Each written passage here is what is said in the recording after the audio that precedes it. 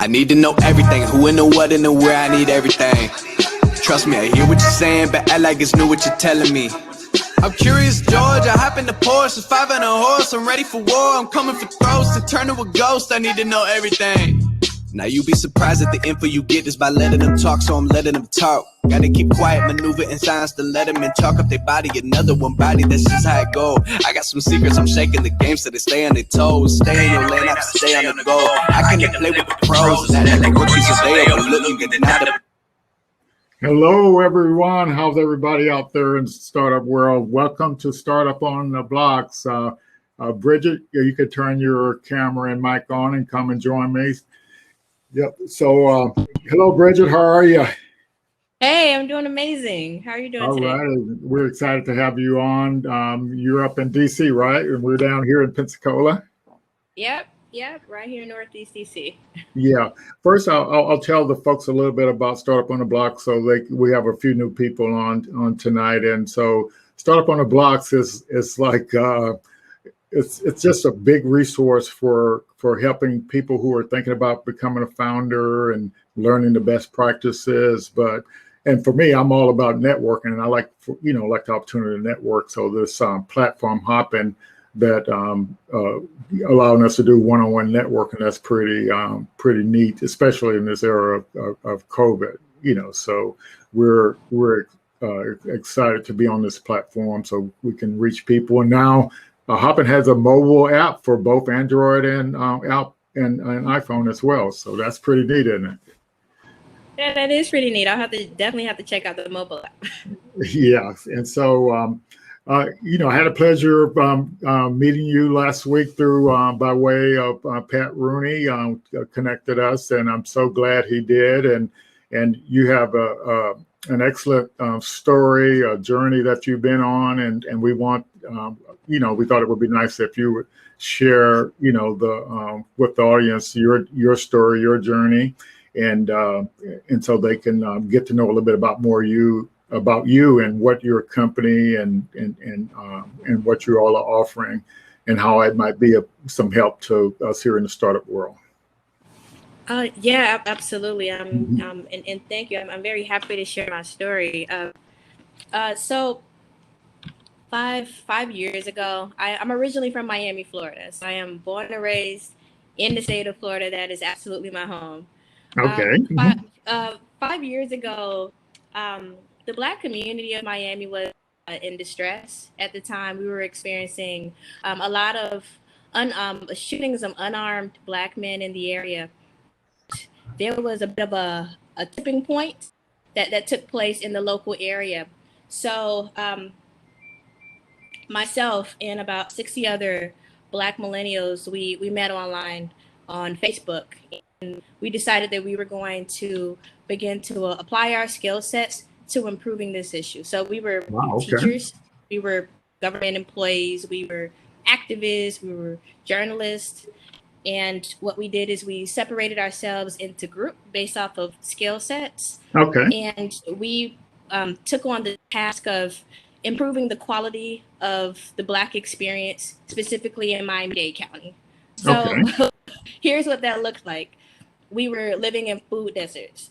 Wow. We went out and we started building. We started planting gardens in the inner city all over Dade County. Um, we um, we were really frustrated by the way that politics were moved, so we put our into office. Um, there was a young man. He was a mental health therapist by Charles Kinsey.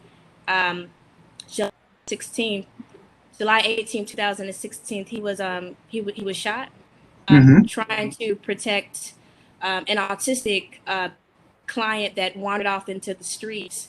We we rallied around and we protested, and we were able to get that police officer indicted. The first police officer to be indicted in the state of Florida in about Wow. 24 years. Mm-hmm. Um, we were frustrated with finances and the way that America was treating Black people. So we moved about $1 million out of the poor side of town into Black banks, and we did that in 8 days. We got Wow. 50 people to sign petitions, and we did quite a bit. And we've owned each other for a maximum period of 2 months. Wow. That's Right. fantastic. Yeah. So that's my stock. That's where I came from. I care a lot about us and the conditions of the way we live. After that experience, I learned that I was powerful, that I could actually do quite a bit. And the way we use technology to get to meet each other and to get so many folks in support of our initiatives moved me. So at the time, I was a law school student. Um, Mm-hmm. I was attending Nova Southeastern School of Okay. Law down in South Florida. Okay. I made a decision to leave law school altogether because I wanted to make an impact significantly faster than my current career path allowed for. Okay. That's how I transitioned into technology. Technology. Oh, now we're talking. Yes. Okay. I learned object-oriented programming and entrepreneurship by attending boot camps. Okay. I started working as a front ender in an ed tech platform. So we were putting out webinars for local colleges and universities. And after that, I started my own tech company. I said, Wow. Okay. I think I could do this. Let me try it out. Okay. Okay. um, So, I, yeah. Miami has a quite extensive tech ecosystem, a startup ecosystem down there. So, were you able to take advantage of that to get some help? So at the time, the pipeline for Black people specifically into tech was leaky, right? Okay. So while at least on the outside there were quite a bit of opportunities that existed, those opportunities did not necessarily funnel to us. Gotcha. If that makes any kind of sense, Yes. like whether we Hmm. had computer science degrees or not, these jobs were not hiring us. Okay. I understand. So most of us created, we either worked for really, really small boutique tech companies or we were solo practitioners Gotcha. for the most part. Okay. Now Miami is becoming something different, but at Yes. the Yes. time it was not that place. It was not. Yeah, it's pretty amazing. Like earlier this year, I guess SoftBank, is dumping, announced they were dumping $100 million into the Miami ecosystem down there. Yeah. Absolutely, absolutely. I'm really glad that you brought that up. Hmm. So there is a really powerful organization in Miami. It's called the Center for Black Innovation. It's Okay. formerly Black Tech Week. I remember that. And so they have pledged allegiance to make sure that at least some of these funds actually make it to Black people this time. Oh, wow. And That's so what they're doing is something super powerful. They're building out a framework for what a Black tech ecosystem looks like, a roadmap to connect different technologies and to measure and monitor the way Black people are actually moving through the system to make a strong case for why we actually deserve access okay. and visibility. I Yeah. am very happy to say I'm a part of that project. Fantastic. That's great. I had an opportunity. I can't remember if it was 2000. Well, it's 2016. I was down in Miami to a boot camp, the Power Move boot camp. Then I think in 2017, they were having the Merge Americas conference down there, and I got some tickets to go do that. Then I think the following year in 2018, I applied for that startup showcase down there, and was able to get down there and get selected to pitch, and everything. So, and kind of for me, like I had kind of exhausted all the stuff here in the Northwest Florida, and so I started to try to get connected down in Miami, and I also got connected to. They used to do a Unbound conference down there as well. So I went to that a couple of times as well. So yeah, so I hadn't been down there in the last couple of years. So I'm looking forward to getting back, seeing what's going on. But I've been definitely on their email list out there to kind of see what's happening. Yeah, I'm really, really proud of the area. I'm really, really proud of this new commitment that they're making to support people of color in tech. That just didn't exist 5 years ago. Mm-hmm. So, were you implying that some of the the SoftBank money was going to go to the Black tech ecosystem down there? What I'm suggesting is that I know there was $100 million that moved into the city. Mm-hmm.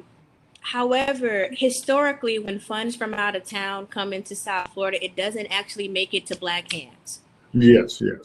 Historically, that's actually been the reality for people that were living in there, that Mm-hmm. were living in those areas. So what's happening now is that, if I can just speak very, very freely, most Black people are kind of nerds, right? Like we're not really, the people like out in front with picket signs and stuff. But Yes. it makes me really proud to see us speaking up when we've never really done that collectively before, not in this way.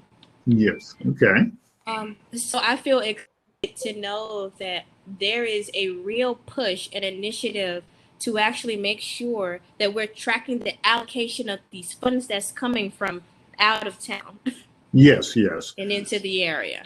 So you're in DC now. What have you noticed up in DC? That's definitely kind of a chocolate city.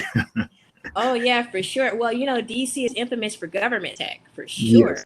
Okay. Oh my goodness, this is definitely like the land of luxury. Like when it comes to securing very, very large contracts, as you know, like Prince George's County is home to the wealthiest Black people in the country by far.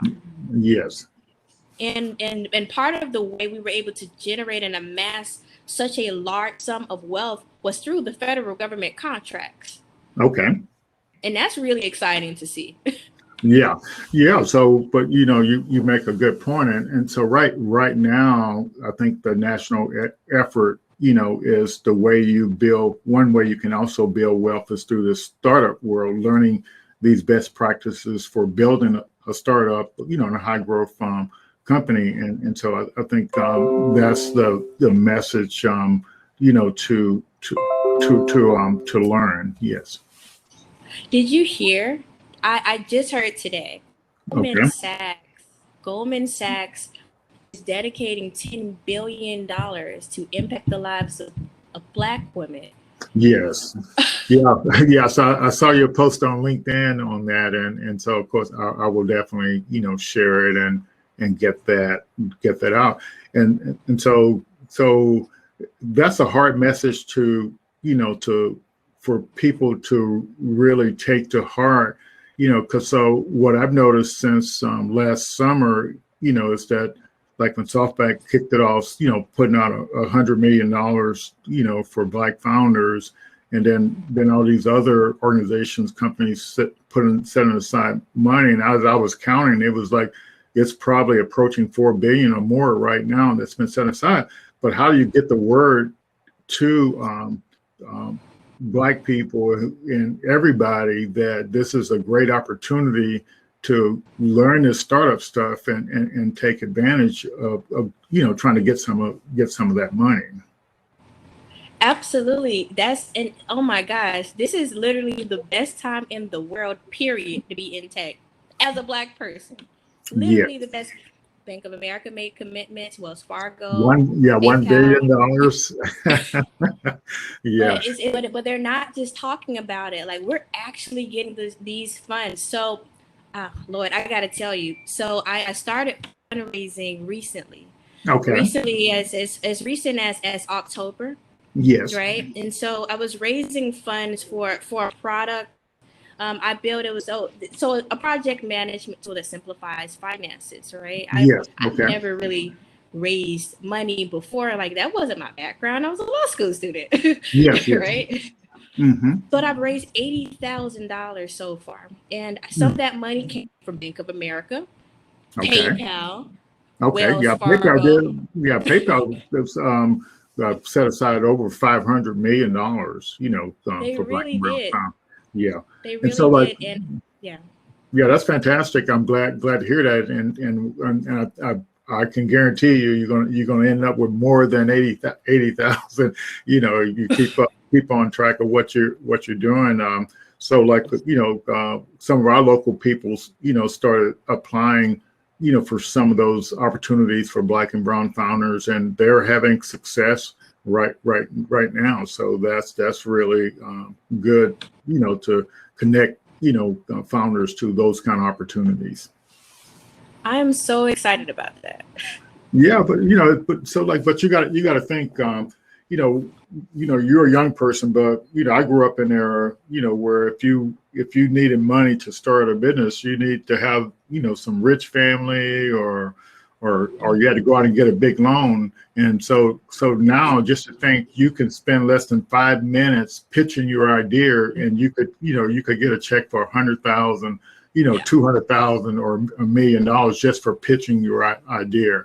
And that's kind of incomprehensible to people that grew up in this era where, you saying I can get, money for just telling somebody what my idea is. I don't Yep. even, my idea doesn't even have to be done yet. I just have to Yep. be working on it. And you're going to give me $100,000.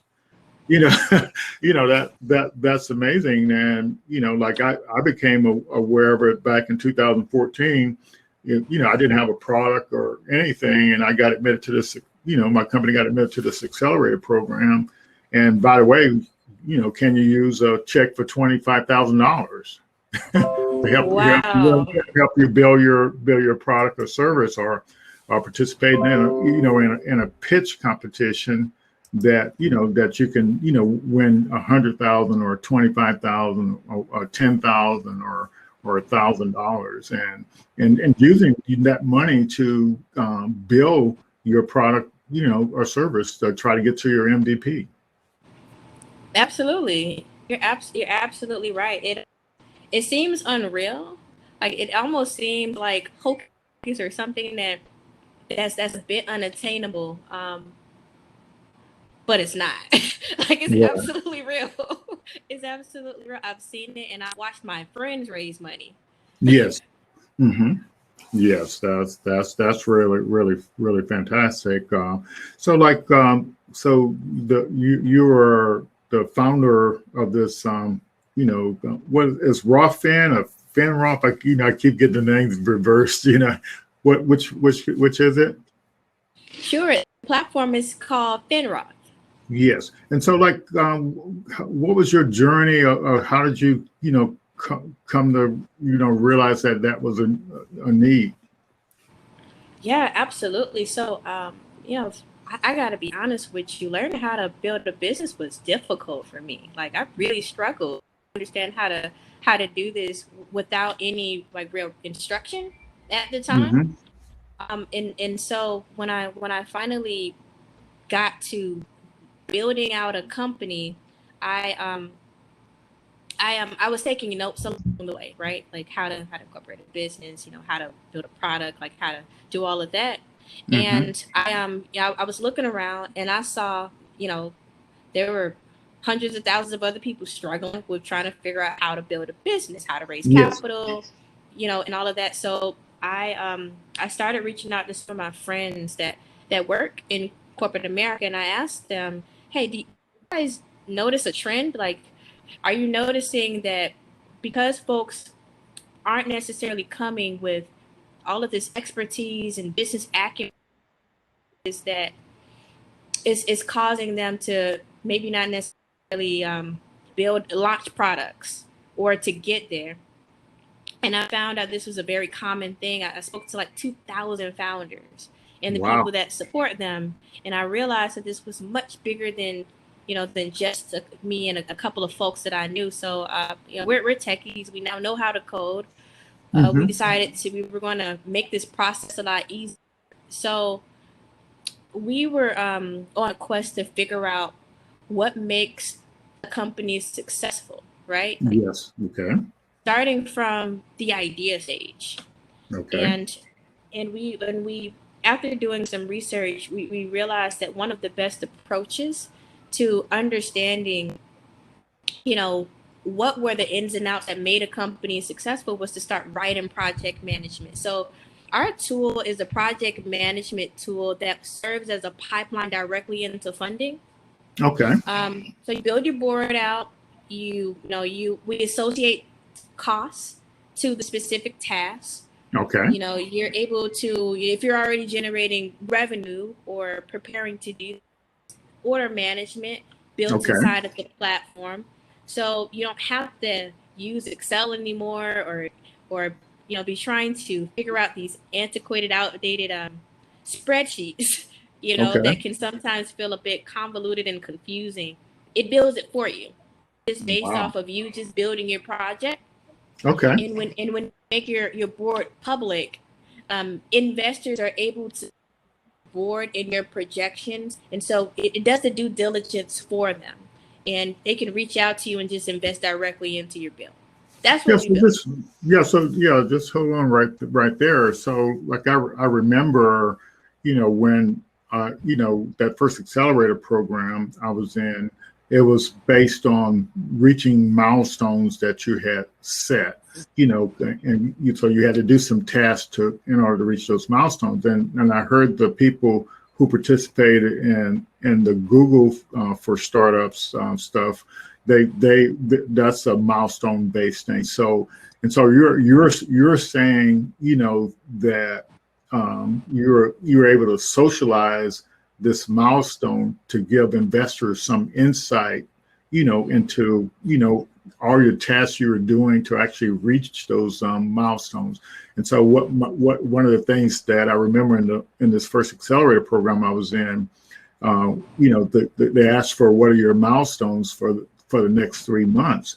And I did, like that, I think it was about, 8 founders and maybe 10 total with co-founders in this thing. And so each company had to create their milestones. And the bad news was, each milestone was associated with a certain amount of money, so so if you didn't reach your milestone, you didn't get the money. And so your software is enabling people founders to make sure they stay on task to reach their milestone. And so my point is when you're in the startup world, you investors or people that's trying to help you, they want to know where you are in your startup journey, based on these milestones. And so and because you're getting funding, you're winning pitch competitions, you're getting into these programs, and so your product is not done yet. And so how does somebody that's trying to help you know that you're on the right track to get to this MVP or whatever you're trying to get? So it sounds like that too will be pretty interesting to.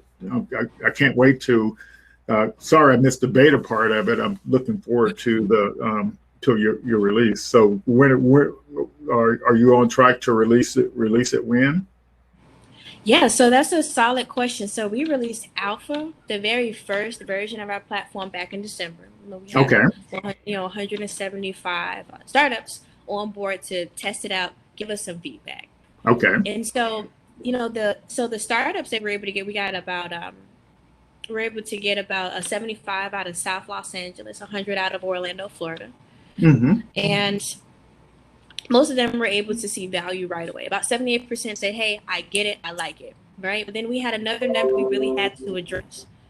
80 something percent said, hey, this platform doesn't look like anything we're ever used to using, and we don't really know how it works. So we Mm-hmm. went and we redesigned the product.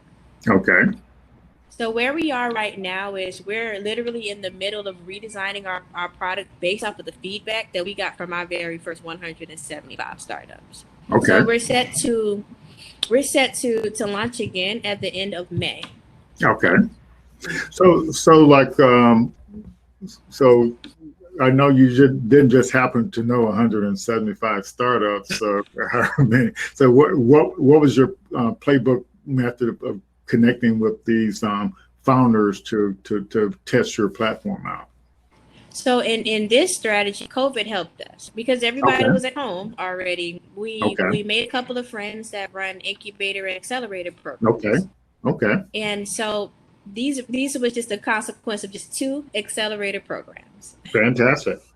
One Mm-hmm. had 75, one had 100. Okay, but yeah, and so that's kind of it's definitely a playbook point. So if you're a founder and you're trying to move forward, you have to partner with organizations to actually kind of move forward to to be successful.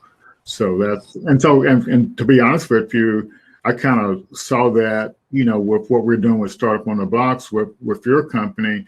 And as we bring the founders in, them having a tool like your tool to do the back office and project management stuff, and then we also have the framework that allowed the founder to keep track of all the steps they need to do to get to an MVP, and so to keep everybody on track, and I think a combination of those two things. We have a project management tool that we let our founders use, but it actually doesn't tie in the money part like what your tool does. Yeah. Okay. I mean, look, listen, I'm always going to be open to brand new beta testing. Okay. And Okay. I would love for the startups on the block to, to jump on the product and give us some feedback. Yes. Yes. Once we release the newer version with all the, you Yes. know, all the newer Definitely. versions. Yeah. Definitely.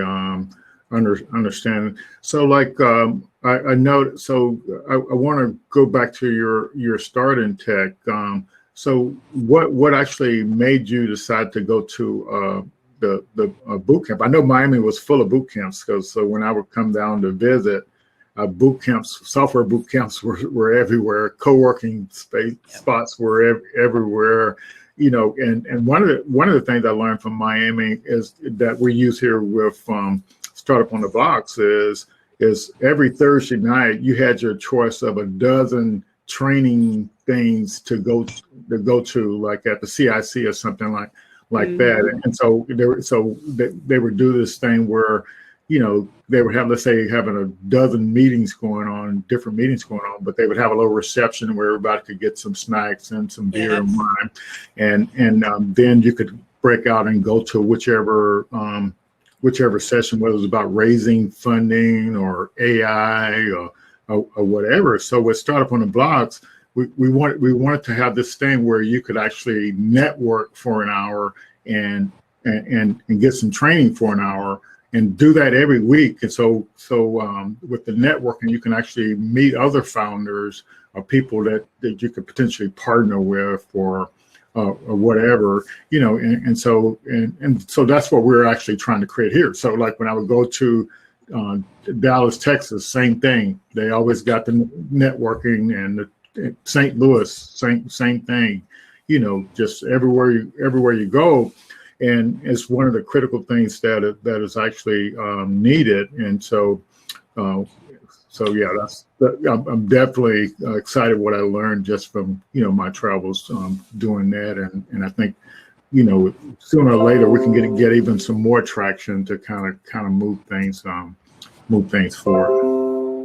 That's major. I think you guys are in like a powerful position if you're the first to really create an innovation hub in that area, that part of Florida, oh my gosh, Yeah. Well, we'll it's come with like, something yeah. serious. Yeah. So what the good news is is that, like you can have a vision, and then you just have to be able to sell your vision to kind of move things forward and partner, like you say, just so are there any other playbook points that it's been helping you along the way in what you've been doing? Oh, a ton of them. Okay. So Let's I hear believe some. in memberships and associations, right? So Okay. I'm a member of an organization called Black Girl Ventures, right? Okay. Super Okay. powerful, super powerful group. Black Girl And Ventures. Okay. We yep, got Black Girl some Ventures. female. They're like five cities. Okay. Okay. But through Black Girl Ventures, we Black women, we raise money for ourselves, Okay. and we host our own pitch competitions, and we have this where it's hosted on Mighty Networks, where we Okay. have like on the feed where we actually go in and we share different opportunities, like for example, when I mentioned the Goldman Sachs commitment to invest Yeah. $10 million, we post things like that like every couple minutes, right? Wow. Okay. So for ourselves, because we care that much about ourselves. Hmm. Gotcha.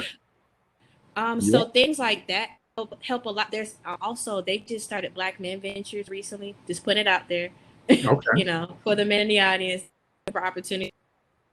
There's a lot of Hmm. little networks and hubs, Yeah. little miniature think tanks Okay. where we come together collectively and make decisions that to on strategy on the best ways that we can improve the quality of our own lives. Of course, here in the United States of America, a lot of that has to do with capital. Hmm. So a lot of the things that we post will relate to how you can make more money. Hmm. Gotcha. Gotcha. So you join these different things that allow you to network with other founders. So any kind of thing you do on the tech side to kind of help you move forward on the tech side? Yeah. Man, a ton. Okay.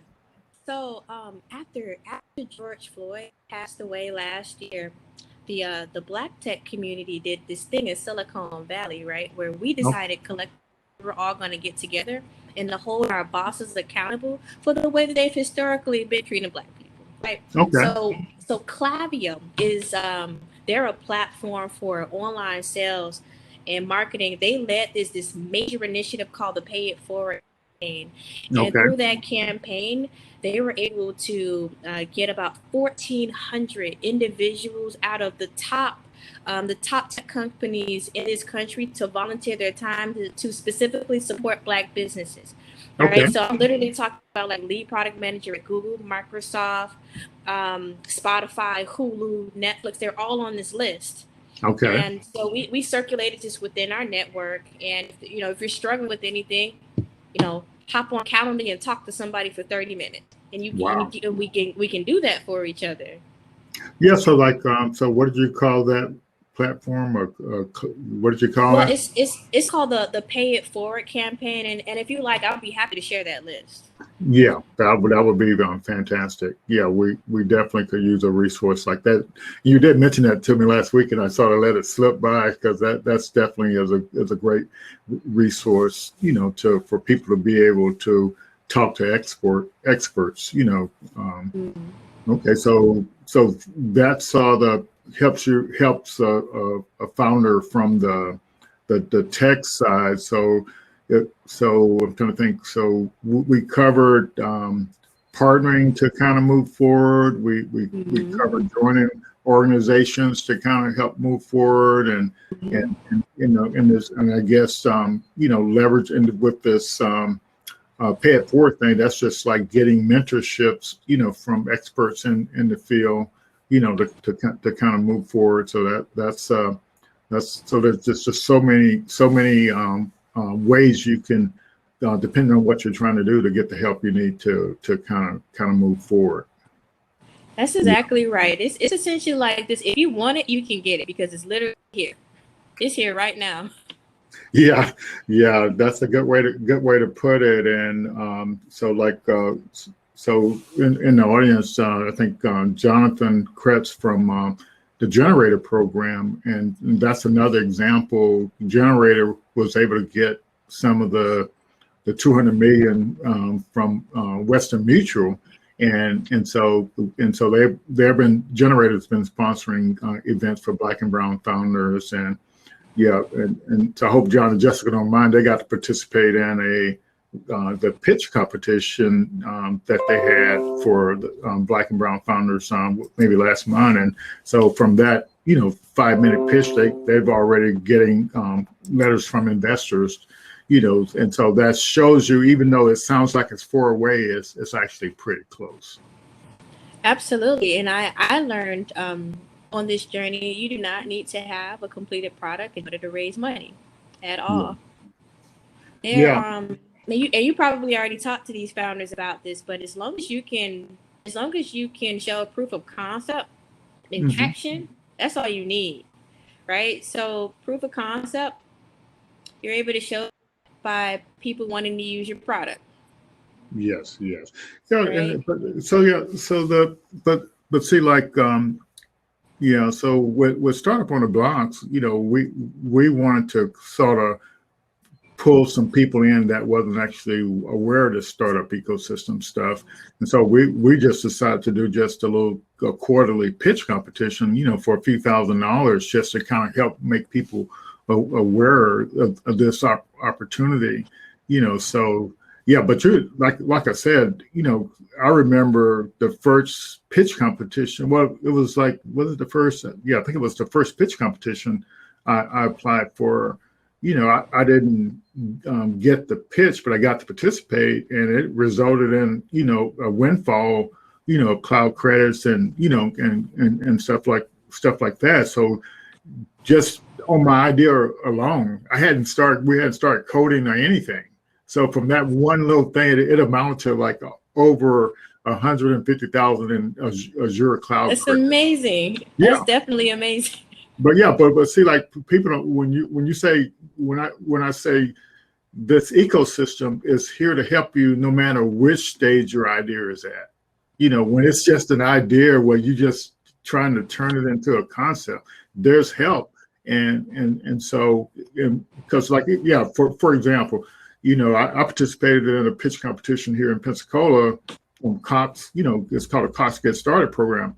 And all they wanted was 250 words on what your idea was. Wow. And so from that pitch competition, I won $5,000 cash and over $20,000 in products and service, including free internet for over a year. Wow. Oh yeah. That's my idea. And so that's what the message is. And so I just hope the people in the audience will just keep sharing the word that, when you're, this whole ecosystem is here to help you. And so, yeah. So it's like pretty, it's like, I don't know, it's the biggest way to build wealth right now, so just think somebody is giving you money just based on an idea, and no collateral is needed. All they want you to do is work on your idea to make it materialize. Yeah, so yeah. That's pretty fantastic. I want to, is there any questions out in the audience for Bridget here? And one of the reasons why I want to have you on, you had told me you were originally from Panama City, and we were trying to reach all the way over to Panama City to recruit some folks into our startup thing as well. So I wanted people to be aware of your connection to Northwest Florida. As well. Yeah. That's where my family's from, for sure. They're definitely from Panama City. Okay, yeah, good. So is there any question that anybody would like to ask? Bridget out in the audience there. So I'm looking at the stage chat, and I'll look at the event chat. Let's see, what do I see? I don't see anything. Bridget, I'm gonna have Sabrina Simpson come on, and so I want you to meet her before you leave us there. But I just truly appreciate you coming on and sharing your story and making the audience aware of so many other opportunities that are out there, resources to kind of help you move forward. And so there she is. Hey, Sabrina. How are you? Meet Bridget, and so hopefully y'all get a chance to chat in the future. Pleasure to meet you, Sabrina. It's actually my sister's name. Oh, okay. Yeah. So you should never forget it, huh? Nope. Yeah.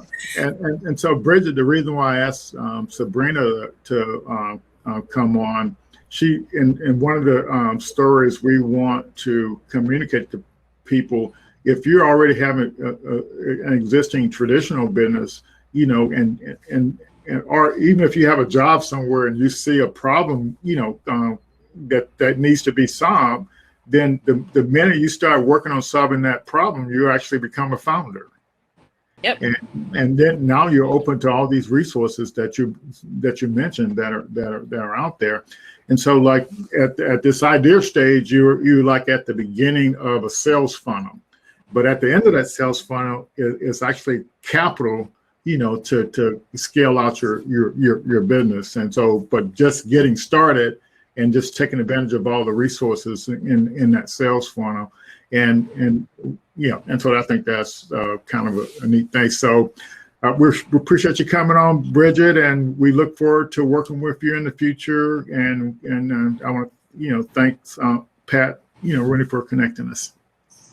Thank you, Pat, and thank you so much, Lloyd. And it's a pleasure to meet you, Sabrina. All righty. Okay, we'll see you. Too. Right. Thank you. All right, Sabrina. Bye. Yeah, so I thought it would be just so wonderful to get you on, and so you can kind of share your story. You know, like you and your husband, you have a company that you're doing really well with, and so but you from that business, you actually came up with an idea for that could help you out in your business, and also can help other folks out in their you know, in their businesses as well, that they're in the same line of business. So go ahead and introduce yourself. Well, first of all, thank you so much for inviting me on and all the counsel you've given me over the last few weeks, just in this whole process, or just the beginning stages. Yes. So yeah. What was that? So, but you're, like I said, that's what it's so hard to communicate to people, is that you have to, you know, that's what it's all about. If you have an idea, and we're gonna help turn your idea into cash. Okay. Yeah, that's what we're here to do, is to help you do that. Yeah. Right. So yes, as you stated, we have 2 years ago we launched our junk removal business, and about a little over a year ago, we launched the cleaning service business, which is just an ancillary service to our junk removal. Yes. So with our junk removal business, one of the things that people always want to know, how much does something cost, you know? Mm-hmm. And I distinctly remember when we was setting up our website, I was like, oh, this would be so great if we had a tool that people can just kind of like this estimator or what have you. And wasn't anything out there like that we saw. So we just moved on, and for the next couple of years, just been going out and pricing jobs and bidding jobs and carrying on just the way that we normally would. We're just really kind of subjective. So in our business, we are a service business. And so many service businesses, especially a business like ours, is really hard to automate some things, or to because it really is manual. You have to get out there. You have to get out there and do the job. Some jobs you just can't outsource. And so we were fortunate in 2020 that we were still able to continue almost as business as usual, with, you know, some different pivots here or there. Yes. But one of the things that we do in our business and that has helped us grow is that we do a lot of networking, not just people locally, but other junk removal business owners throughout the country and in other parts of the world that does this same type of business. And it seems we all have the same pain point about making sure that the job is priced correctly, making sure the crew leader, whoever goes out there, is pricing the job correctly. So sort of kind of and so when people ask us about growing our business, we were thinking in terms of having multiple locations. And I think that when you're not in this startup world or don't know that this exists, when people say growing your business, you're thinking of bigger, more employees, more locations, that sort of thing. So in our conversation, he was like, yeah, but how can you not just your business, but other business owners? And so we started talking about the pricing aspect of it. Yes. And I know that in the construction industry, there's estimators out there and so on and so forth. Hey, how should a job be priced based on different parameters and factors and variables and things like that. But we don't seem to have that for junk removal. They have, there is a company that has it where you can put in like the number of items and it can kind of give you something. But a lot of people want to send you a picture and they want you to say, how much you charge me to haul this away? And if you've seen a picture, you know, it can be deceiving. And I'm like, it would be a great way if we can look at that picture and there's some algorithm or something that's in the background, taking different dimensions of that picture and translating that to cubic yards or tonnage or whatever, based on what that picture shows from different angles, sort of like a 3D model. And therefore when your crew goes out there, they're putting that information in and it's spitting out a more accurate estimate so that you're not underbidding a job and overbidding a job. So that's where we are. Okay. Trying to figure out a way that we can kind of transform that whole bidding process and pricing aspect of that particular thing. Yeah. So right now you're saying that that's just an idea, but that idea is something. So you validate that there's a need for. You've been talking to customers, you know, and stuff. So that's kind of good. So this is a challenge that a lot of founders have. So if I said to demo your idea, how would you talked about it a little bit, you know, as you was walking through how you would use it. So let's just walk through it real quick. So when you walk through how somebody would use your product, that's actually demoing the product, even though the product doesn't exist. So in your pitch, when you're pitching, you get to the section where you demo your product. So you're actually describing how somebody would use your product. So how would somebody use your product? Could you repeat that again so we can kind of walk through this demo of it? So someone would use the product by so what I envision it being a software, an app or something like that. So once the picture is taken, it is calculating dimensions of those things in that picture. Okay. And maybe, you know, the things that's in the background that is not something that needs to go. Yeah. The user will be able to X those things out. So it's not whatever the calculation model is not taking that into account. And you will be looking at it and that it will be pictures from all angles. Okay. So therefore whatever that thing is that's calculating is getting an accurate representation, not just a flat, like 2-dimension representation of it.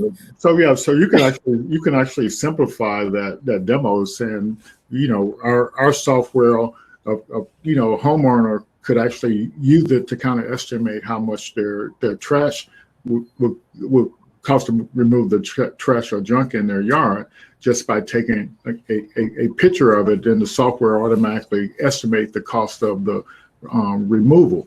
And so that's like what a demo is in your pitch. Right. So, but then you would say in the case, so that's the homeowner or the business that's the user, but your other user is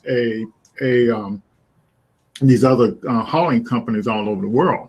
So a hauling company could actually use this software tool to actually generate a quote just by taking some pictures, with their phone of the site. So that's kind of what and that's kind of like the demo part of your pitch. So even though you don't have your product or service ready, when you apply for a pitch competition or you participate in, or even when you put in your application to one of these accelerators or programs that are out there, you just walk, in writing, you walk it through if you're in writing.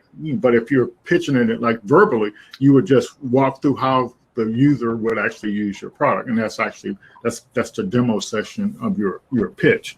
And so it's literally that straightforward. So now, so this is what you may not know as a company. So imagine, imagine if every set of trash you ever moved, your company ever moved, that you took pictures of it, and from all different angles or whatever, and so you had a record of every set of trash or junk you removed. Then, but you also in that set of you also kept a record with what was actually in that pile of trash. Mm-hmm. And so you got a picture, you got what was in there, and then you manually came up with an estimate. And so then you also got what the resulting estimate is. And so when people are thinking about using artificial intelligence with their company, that's exactly what you do. You keep a record of everything you do in your business, and you turn that into data. Now you got a picture over here, and you got all the description of what it is as well, and then you got a quote. So now you can map the picture and the other data to the quote. Mm-hmm. And that's what AI is. It figures out the relationship between those pictures and your final quote. So you see how just by keeping records right now in your company, you're actually building the database for actually your software application. Who else has all that data? You see, who else has it? You see what? So from this day forward, every job you do, you take pictures, you write down all the materials that was in that pile of junk, and you write down what your estimate was. Mm-hmm. Because you just described your product, you want to be able to have a picture or something, and you want to turn that into a quote. Gotcha. So that's what AI is all about. Yeah. So let's say, so you've been in business 2 years. How many piles of trash stuff have you all moved? I think because we have a drive that we keep everything on. I think at last look was about 3,200. Okay. Pictures out there before that. Yeah. Yeah, but say what my point is that's what's going to get you the algorithm you want. Mm-hmm.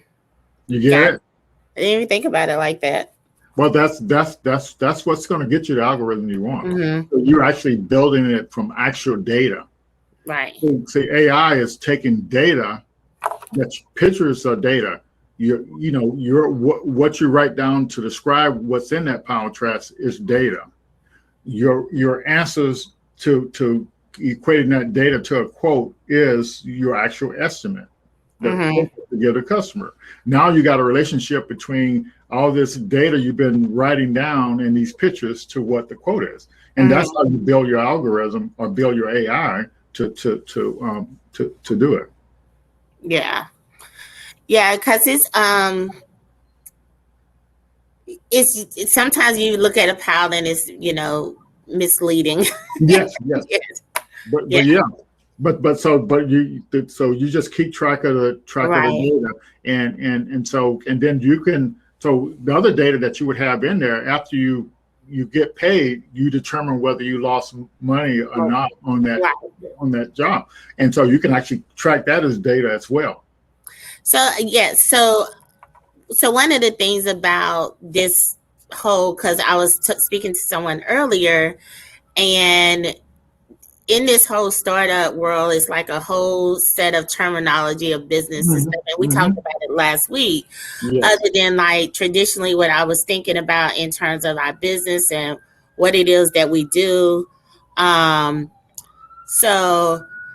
it's like a new way of thinking for me when it comes to startup, and someone that is, I think for businesses that, like we said, you have a business, and when you think of growth within your business, you think of in terms of just expanding your business, not like kind of changing or adding something to the whole industry itself.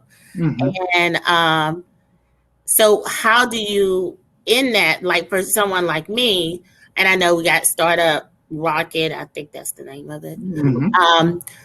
Like taking that first step, like, yes, you have an idea. It sounds like a great idea, but how do you actually get this to a finish line somewhere? Yes, that's what. There's a process that you go through, and I say the lean startup methodology, and so just remember that there's a process that you go through, and so if no matter what your idea is, if you go through this process, you will get to where you want to go, because what the process requires you to engage with potential customers at the idea stage, and so you validate the idea, and so you're just going to follow this process, and so the hardest thing I think for most founders is to understand that there is a process and that you need to follow it, because everybody wants to take shortcuts. Yeah, and so these accelerator programs, pre-accelerator programs, that's where you actually learn the process.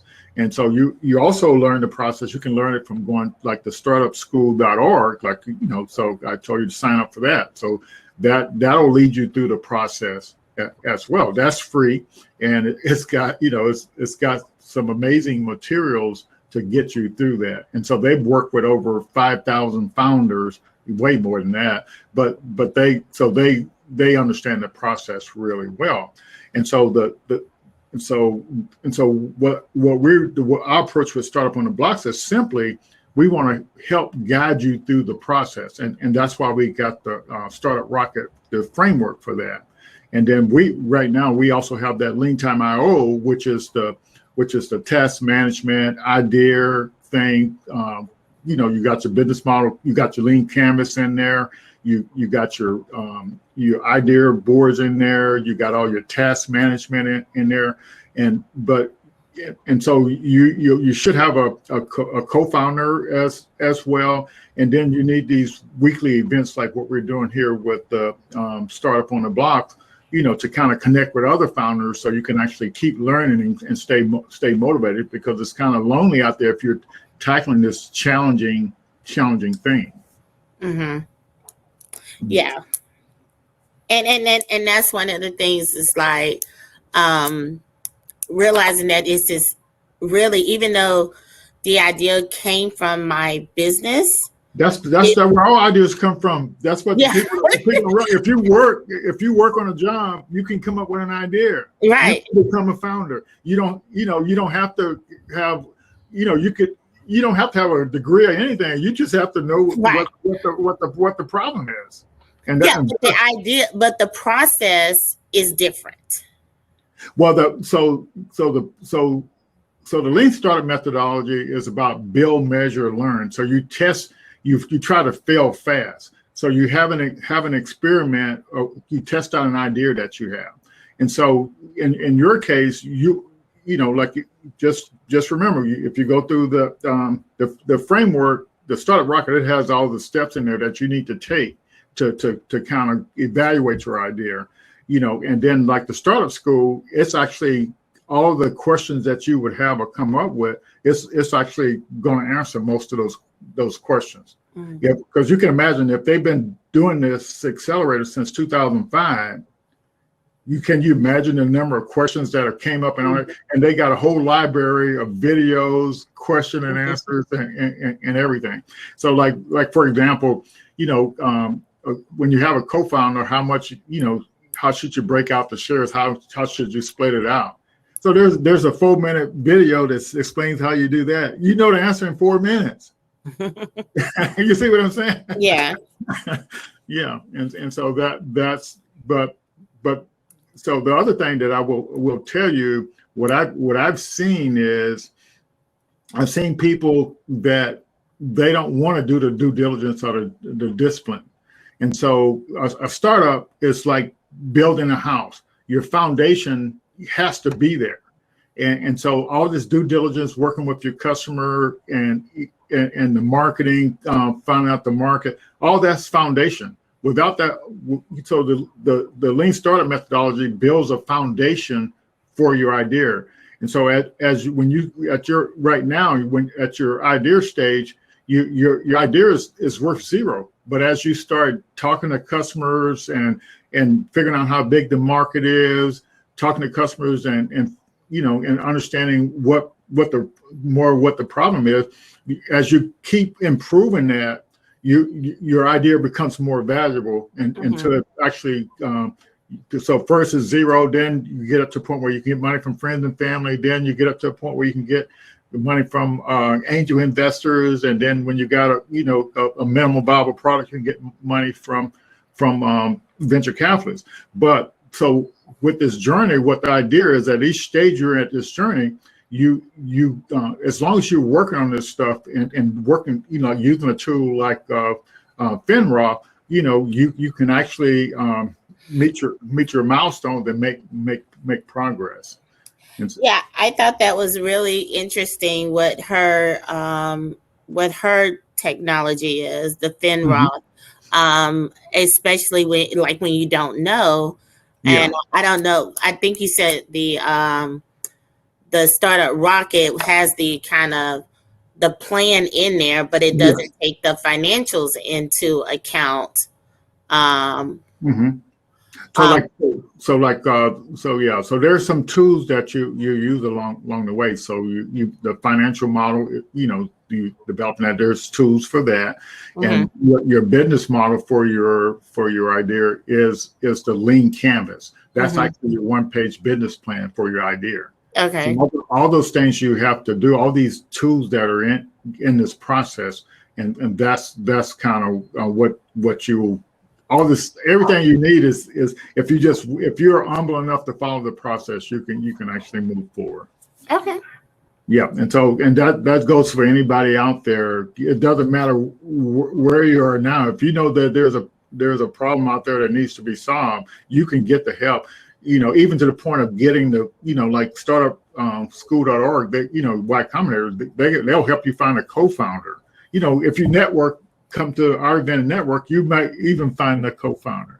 And so startup school, they said the way you get a co-founder is you go out dating like on a co-founder, but dating is just having that co-founder work on a project with you. That's dating. You see what I'm saying? Yeah, I do. I completely understand what you're saying. Okay. And I mean, I'm not going to say completely. I mean, there are some still questions, but yes, I understand that. There's the process, and there's a lot of resources out there, and more than you could ever use. More than you could ever use. So, yeah, we're out of time, but but I think I appreciate you asking the questions, and so but it's just a matter of getting started, and I know you have a lot going on, running a business and everything, but it's worth the every time but you got to make sure you got to be willing to follow the process, and that if you do that, and because you're actually building a foundation for your idea, and as you keep adding more to that foundation, it becomes more and more valuable. And so like I tell people, like this platform we're using, February 2020 they just launched it, and now the company is worth $5.65 billion. That's because they followed the process. Yep. You see what I'm saying? Yes. Okay. All right. Well, Sabrina, we thank you, and we look forward to continuing working with you in the future, you and your husband, and we're excited, and you know, I can't wait to help you move forward with your idea, and we'll make it a reality. All right. Well, I appreciate all the encouragement. Thank you. All right, you take care. All right, you too. Thanks for stopping in, everybody, and we'll see everybody next week. And we look forward to networking next week and keep moving forward. Thanks for joining us. We sure appreciate it. Bye-bye.